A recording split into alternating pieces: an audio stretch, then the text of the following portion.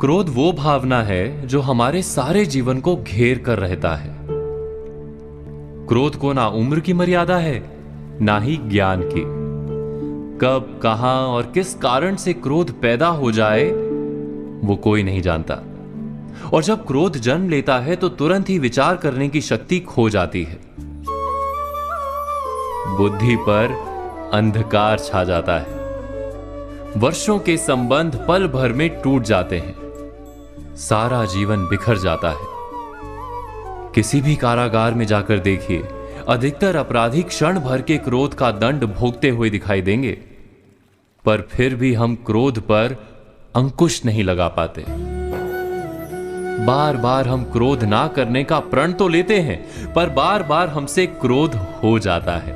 ये क्रोध वास्तव में क्या है, क्यों जन्मता है और क्यों अंकुश में नहीं रहता? उदाहरण के लिए आप एक बालक को देखिए।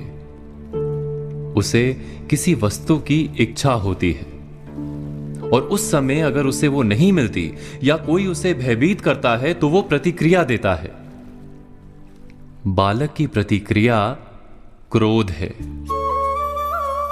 क्योंकि बालक निर्बल है, निसहाय है। बालक अपनों से बड़ों को अपने वजूद का एहसास, अपने अस्तित्व की प्रतीति करवाने का प्रयास करता है क्रोध के माध्यम से। बड़े होने पर भी हम क्या ऐसा ही नहीं करते?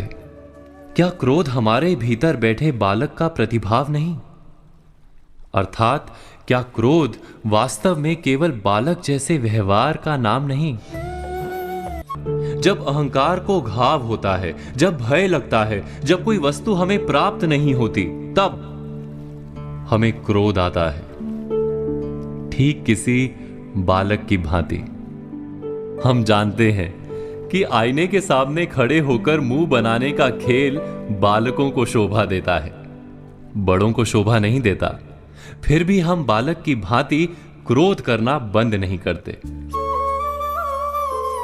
हम अनुभव से जानते हैं, दूसरों को देखकर बता सकते हैं कि क्रोध से कभी कुछ प्राप्त नहीं होता। सम्मान हो, संपत्ति हो, प्रेम हो या सुरक्षा हो, क्रोध से नहीं मिलता। मिलता है तो प्रयासों से, कार्य करने से, बुद्धिपूर्वक विचार करने से। मनुष्य मात्र अपनी आदतों के अनुसार ही जीता रहता है। क्रोध भी आदत बन जाती है। हमारे चाहते हुए भी हम अपने प्रतिभावों को रोक नहीं पाते।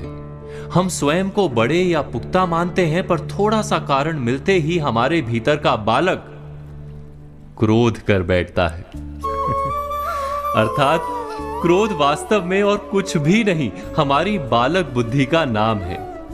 जैसे ही हम इतना स्मरण में रखें कि हम बालक नहीं, बालक जैसा व्यवहार हमें शोभा नहीं देता, वैसे ही क्रोध स्वयं ही बंद हो जाता है। क्या ये सत्य नहीं? इस पर विचार मनन अवश्य कीजिएगा।